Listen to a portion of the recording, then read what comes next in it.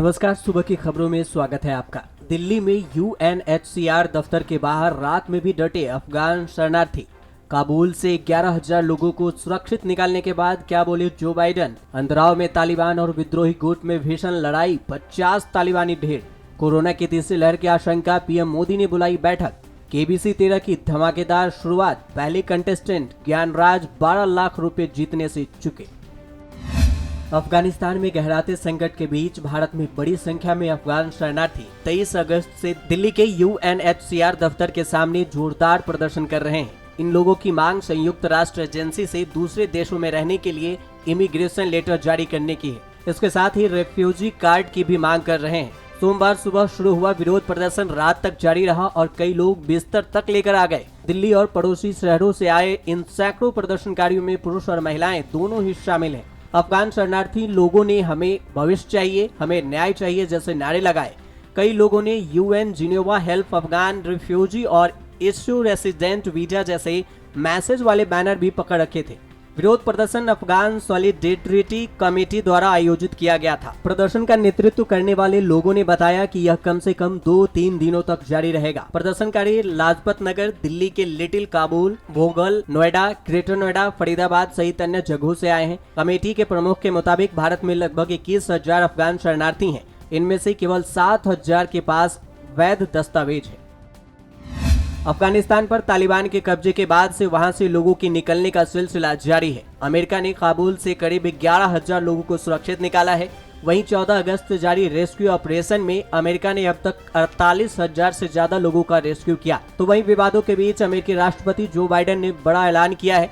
Biden ने tweet कर बताया कि उन अफगानियों को बाद में अमेरिका में शरण दी जा सकती है जिन्होंने युद्ध के दौरान उनके देश की मदद की थी। एक बार स्क्रीनिंग और बाकी औपचारिकताएं हो जाए, हम उन अफगानियों का अपने देश में स्वागत करेंगे जिन्होंने युद्ध के दौरान हमारी मदद की थी। ऐसे ही है हम, अमेरिका की भी यही पहचान है। जो बाइडन का ये ट्वीट इसलिए ज्यादा मायने रखता है क्योंकि अभी अमेरिका की अफगान नीति को पूरी दुनिया विवादास्पद मान रही है। अफगानिस्तान के अंदराव में विद्रोही लड़ाकों के साथ हुई भीषण लड़ाई में 50 से ज्यादा तालिबान लड़ाके मार गिराए गए हैं। विद्रोहियों का दावा है कि उन्होंने 20 से ज्यादा लड़ाकों को बंधक भी बनाया है। इस लड़ाई में तालिबान के रीजनल कमांडर के मारे जाने का दावा भी किया जा रहा है। पंजशीर समर्थक एक लड़ाके की मौत हुई है और 6 घायल हुए हैं। हालांकि तालिबान से जुड़े सूत्रों ने इसकी पुष्टि नहीं की है। इससे पहले भी पंजशीर में 300 तालिबानियों की मारे जाने की खबर थी। वहीं पाकिस्तान के कब्जे वाले कश्मीर में जैश-ए-मोहम्मद और लश्कर-ए-तैयबा ने तालिबान के समर्थन में रैलियां निकाली है। दोनों संगठनों के आतंकियों ने अफगानिस्तान में तालिबान के काबिज होने पर हवा में गोलियां चलाकर जश्न मनाया। इनके नेताओं ने भड़काऊ भाषण भी दिए। बताया जा रहा है कि ये रैलियां अब्बासपुर, हजीरा और सेंसा एरिया में निकाली गई। ये नियंत्रण रेखा से बहुत दूर नहीं है।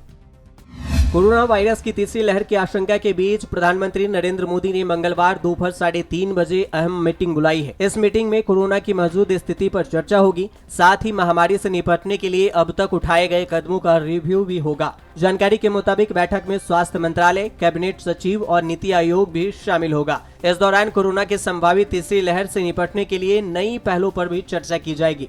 उधर केंद्रीय गृह मंत्रालय के तहत आने वाला national institute of disaster management तीसरी लहर के मद्देनजर मिल रही चेतावनियों पर अध्ययन कर तीसरी लहर से लड़ने की तैयारियां कर रही है। इस पैनल में पीएमओ को भेजी अपनी रिपोर्ट में कहा है कि तीसरी लहर का पीक अक्टूबर में हो सकता है।